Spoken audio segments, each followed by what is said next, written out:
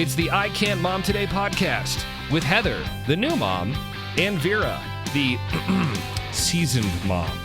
I Can't Mom Today. Hey, this is Vera and Heather back again with another episode of I Can't Mom Today podcast. Hi, Vera. Hey, Heather, how's it going? That was almost Grover-esque. I'm still, yesterday was that Tuesday, so I'm still a little crazy. Well, look out. Did you do something fun or did you go to bed at 9 o'clock? No, I didn't do anything.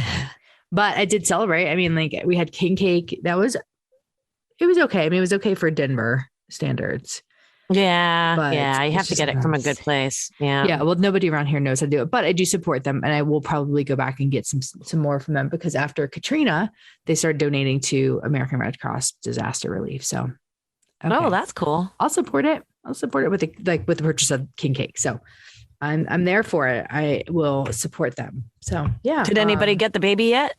Well, they put the baby on top, which Oh, but I sent the king cake with Brad to work because I was like, I do not need this in my house. No, yeah. I just wanted a piece for, celebrate Mardi Gras, but you can't just find a piece. They should sell a piece though. That's actually really smart. They should, because people are going to spend like $30 on a king cake. Anywho, and then I sent it to work with Brad, but I did cut off a big chunk for Baker and I stuck the baby in it. So he'll get the baby piece. Oh, okay. I see. Yes. All right. Mm-hmm. Yeah. Well, see, I don't know. Well, I can't eat. I love king cake, but I can't eat it because unless anybody makes gluten-free king cake. They have gluten-free options. They do? At Yes. the place in Denver? Yes. I don't know about in New Orleans or anything, but yeah, they do have in Tallahassee. Yeah. Yeah. Oh, bummer. Because I do like king cake. It's one of the few cakes that I actually do like. Because it's kind of like a Danish almost. It's not like coffee cake, Danish. Mm-hmm.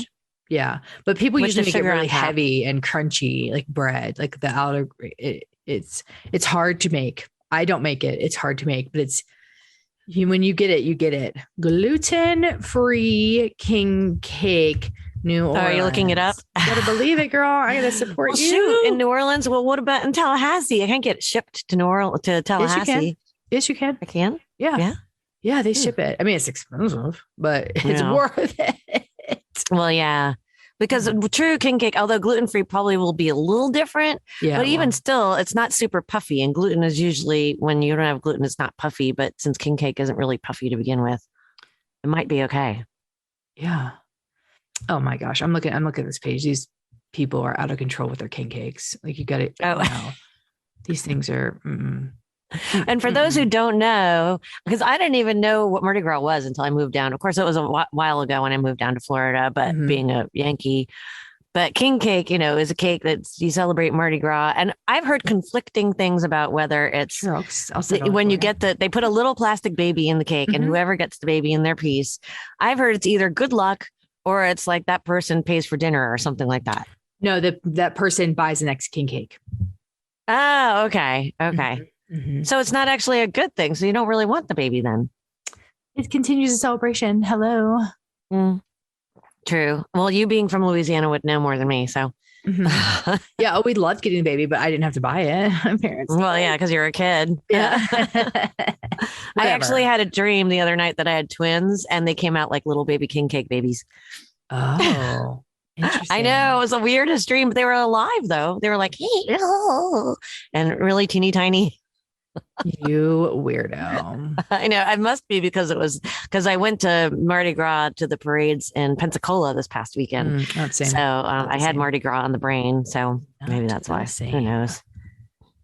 I know. I just sent you a link of like some different places, but I don't know if they're good. But next time you go through, but the difference between now and when I was a kid is when I was a kid, you couldn't get king cake outside of Mardi Gras season. That's the only time you could get king cake. And now yes, that is true. Because there's the group that I'm involved with, the Springtime Tallahassee, that we have a crew that goes over to Pensacola. That's how we ended up going. But then throughout the year we have parties, and one of our parties that we often have is like Merry Everything party. So, you come dressed as whatever holiday is your favorite holiday. Well, one of my friends loves Mardi Gras. and it wasn't Mardi Gras season, but she was able, the local bakery here in town actually made her I can assure you it's king not the same cake. because I've had that king cake. Yeah. Well, she said they're from New Orleans. She said it was as close as they could get in Tallahassee. It was, you know, they're like, it's still not the same, but it's the best one they've had. Text me the name. Because I've had one from there. But anyways, not from there. I don't know. Maybe not from there. Maybe from a different bakery. Because, you know, there could be more bakeries since I left. Yeah. That's true. Yeah. So anyways. Well, in addition to it being Mardi Gras season, it's also Women's History Month, right? It is. Well, yes. So Mardi Gras started March 1st, Women's History, as well as kicked off Women's History Month. And so we wanted to take the time today to acknowledge some women that may not be as known as other women. And maybe this is just my ignorance and I should be a better woman and do that, you know, learn more about women in history and then women in history. Because let's be fair. Every woman is kicking it. Like you are insanely important. You're the one that runs the house. You're the one that takes care of the kids in most circumstances. Now there are opposites where they, the husband or the male spouse does that. But in any event, you still grew and made a baby. Right? Hey, man. Okay. Most of the time, obviously, there are extenuating circumstances, but you have the ability to create human life. Men don't have that. Men do not have that ability. Whether you choose to create a human life, you can't create a human life. You still have that ability. Mm-hmm. Okay. So you're special. You are special. Yeah. So we're going to celebrate some women that came from an article, and we'll link the article because I really think it's good to read up on, expand your knowledge. Yeah. And it should, like, someone was like, what? And it's an article from bustle.com. I've never heard of Bustle, but I did a Google search of like unknown women history makers. And it's from March of 2017. So it's a little bit older. So I'm sure there's more people that can be added to this list. This is not comprehensive. It's 31 here. And that's just a small little part. And some of them are more well-known because we had the Hidden Figures movie that came out, which was really cool. I love that movie. And I haven't seen it. You haven't seen it? No. Oh my goodness. Stop it. I need to watch it apparently. Yes. It is so interesting. And it's about NASA and some women that came in and like really shook it up and made some groundbreaking movement forward for NASA and didn't get the credit that they deserved. So really interesting. Typical. Well, just like, you know how they used to say, but behind every great man, there's a great woman. I don't think people are saying that anymore. I mean, in that you shouldn't be behind the man. You could be next to him. Yeah. But, you know, remember they used to say that. I think that's being said less and less. At least I hope so. Mm-hmm. I know that I've heard it less and less because it's like, well, hell no, I ain't standing behind him. I'm standing next to him. You know, I'm his partner. I'm not his like support. I think it's still somewhat relevant in the fact that when you see a man doing really well, chances are likely his wife is there supporting, or his significant other is there supporting him and pushing him. Yeah. But I think at some point it implied that the woman is supposed to be there in the background, you know? Yeah. I think it should be changed to maybe their partners. With any successful person, their partners are going to be right there. They've got the wind beneath their wings. Yeah. I mean, because I know I couldn't do, it's a partnership, right? I couldn't do things, or maybe it's their entire family. Shoot. Because sometimes their families sacrifice a lot of stuff for them to be able to do things and to be able to, you know, afford a house over their head. And there are times where I know moms and dads wind up working longer hours than they want to because they need to. And they sacrifice that time with those kids or their spouse or their animals or whatever. So yes, no one does this alone. Okay. That's what I'm just trying to say. I guess I'm rambling, but no one does this alone. True. Very true. So anyway, do you want to start with maybe one of your favorites from the list? Yeah, I pulled out a few. We don't have time to cover them all because you would be here all day because I do like deep dives on everything. I'm like, oh my God, what? One of my favorite ones. And I was up in arms about her. It was Mary Edwards Walker. She lived from 1832 to 1990. Or 1919. Sorry, she would be, wow, man. The first person to live 100 million years. But she was the first female physician in the U.S. Army. She was the only woman to receive the Medal of Honor. And here's where I was like, what? So I researched it. I was like, she was the only woman. And then so obviously I had to do more research because that's the kind of person I am. Not that I've done research on everybody, but they tried taking it from her. So I think they did take it from her in 1917 and it was reinstated in 1977. I believe if my memory corrects me. 1877. Yeah. No. 1977. No, so she was born in 1832. Listen, woman. Woman. She got the Medal of Honor in 1865 and she was stripped of it in 1917. So in 1917, Congress changed the criteria for awarding the Medal of Honor, restricting it to those who had engaged in actual combat with an enemy. Hundreds of medals, including Walker's, were rescinded. She refused to return hers, however, and wore it proudly until her death in 1919. And then 58 years later, President Jimmy Carter reinstated Walker's Medal of Honor, recognizing her distinguished gallantry, self-sacrifice, patriotism, dedication, and unflinching loyalty to her country, despite the apparent discrimination because of her sex. Ah, okay. But when I saw it, I was like, wait, what? They took it. What? And I was like, no, how do I get this back? And then I read more. I was like, oh, God, you got it. It was reinstated. Yeah. Mm-hmm. Yeah. It's amazing not too long ago how much outward discrimination there was against women. I mean, it was just totally right there. I mean, well, hello, we haven't been able to vote, but for, a little over 100 years. So, I mean, it's still there. So to be fair, it's still there. It's there, but I think it's a lot more underneath the surface. It's a lot more subversive. So, well, one of my favorites on the list was Zelda Fitzgerald, who only lived 48 years. She was born in 1900 to 1948. And of course, she was the wife to F. Scott Fitzgerald, who's the guy that wrote The Great Gatsby.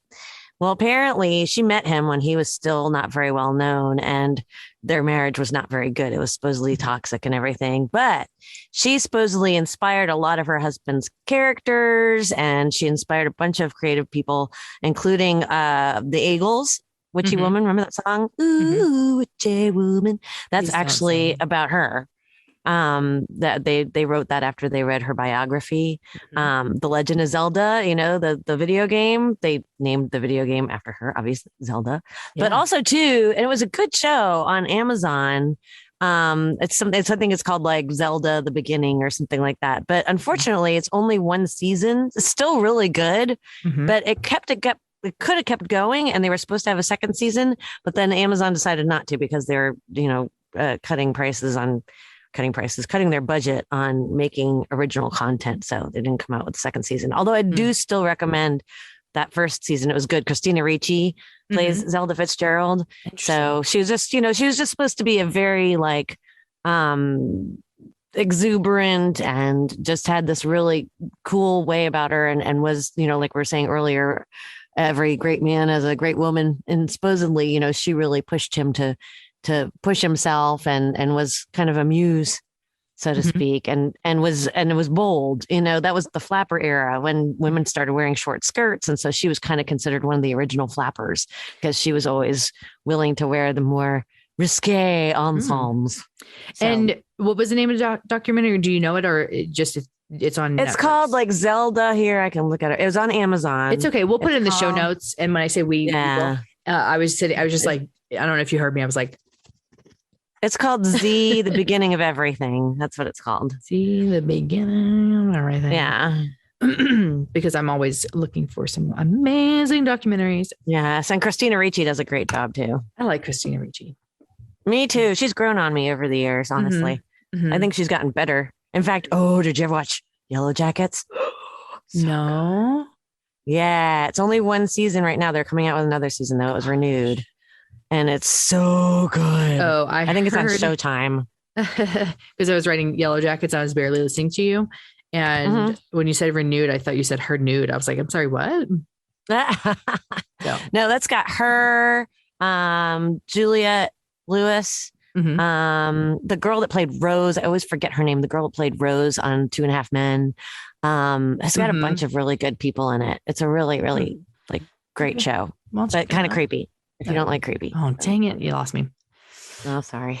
Something, another woman on this list that I found out about, I don't know, a few years ago. And I was like, wait, why aren't we talking more about this? And I think there is a documentary or something about her, but Henrietta Lacks, she lived from 1920 to 1951, and she died of ovarian cancer at a very young age, obviously 31, you could do the math. And so one of the doctors had noticed that her cells don't die off like regular people do. And so like ours, if you put them, you know how they have to shake the vial of blood, it's because your body is like dying essentially. Like these cells are dying so quickly outside of your body because that's where they're supposed to do. So after researcher Dr. George Otto Gay discovered Lacks cells were unnaturally durable, he isolated and multiplied a specific cell, creating a cell line. What resulted was the HeLa line, which was derived from the name Henrietta Lacks. And it says, though Lacks was clearly treated unethically in both life and death, she made her mark on the world simply by existing. And that's pretty amazing. And I think there was some legal, I want to say, because I read this really long article about it. It was just so insightful. I was like, wait a second. So these people were these science organizations were selling HeLa cells to all these doctors. And I may be getting like exactly what it does wrong, but it's worth looking into. You need to read up about her. It's just incredible that this woman did so much for the medical field just by existing. So they basically used her specific cells to do further research on why they were so durable. No. So like her cells, her original cells created this thing called a HeLa line or HeLa cell, whatever. And that is what's used to make sure or to preserve your blood and everything else to be able to be viable. And I may be getting that wrong, but they're still used. Like it's still used. Wow, that is pretty cool. No, because it's so insane. It's so incredibly insane. HeLa cells. And hold on, my internet. It's like, HeLa cells are the first immortal human cells to be grown in culture and the basis for countless significant scientific discoveries. Blah blah blah. Let's see. Oh God, I don't know. I'm gonna have to get you a link because if you don't know about HeLa cells, it's so incredibly insane. Cool. Yeah. Well, I have one of my other favorites from the list was Ada Lovelace.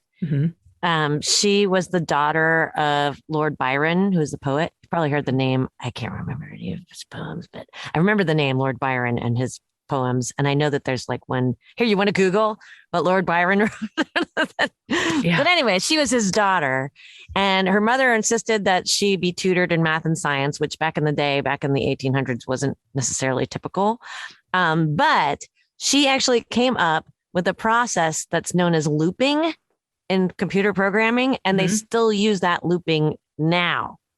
And she might have been, they think, even the first person to ever talk about coding too. So she was onto something, but she wasn't really given any credit for it because she did write a paper or two. And I think one of them was actually published in a science journal in England, but she wasn't really recognized until it was republished in B.V. Bowden's book. It's called Faster Than Thought, a symposium on digital computing machines.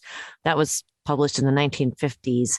And then in 1980, the U.S. Department of Defense named a newly developed computer language Ada after Ada Lovelace, because she kind of was like the mother of computer love languages, starting with the looping and then with like some semblance of coding.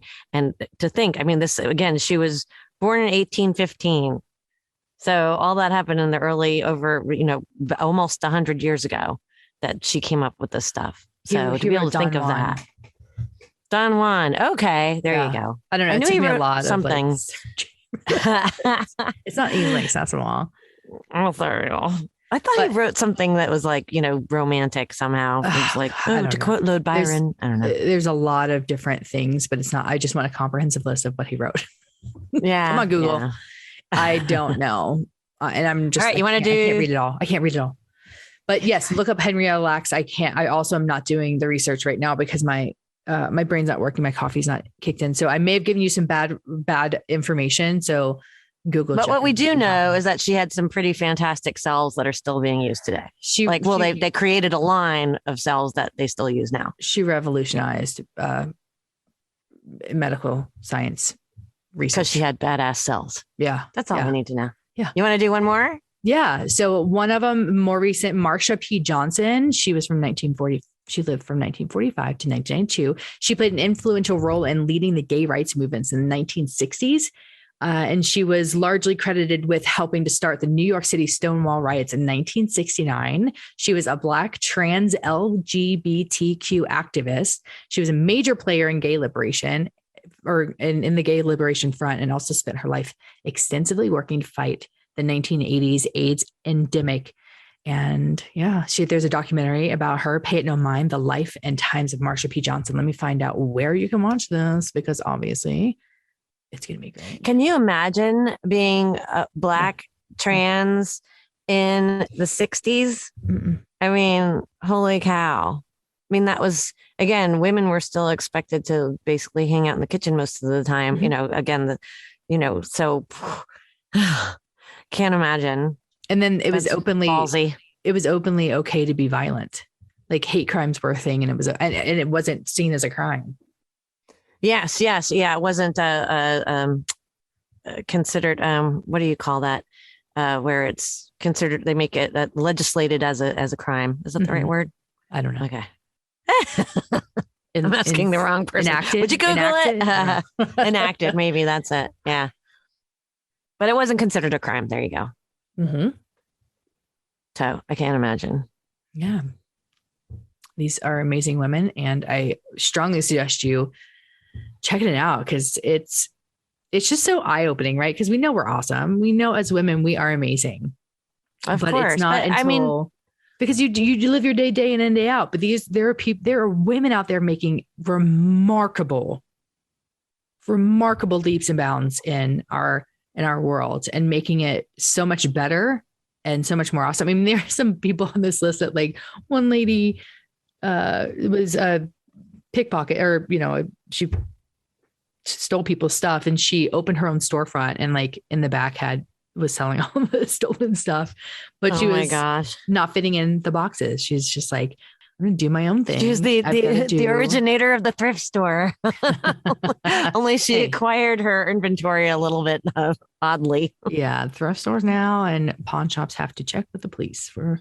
But the thing that I like particularly though about this list is that they're people that you haven't necessarily heard of, you know? Mm-hmm. So I like that because that was the whole point, like we were saying earlier, that there were a lot of women who contributed that weren't recognized at all, mm-hmm. Or try getting their Medal of Honor taken. Woo. I know, like they're recognized and then unrecognized. Of course. Oh. Of course.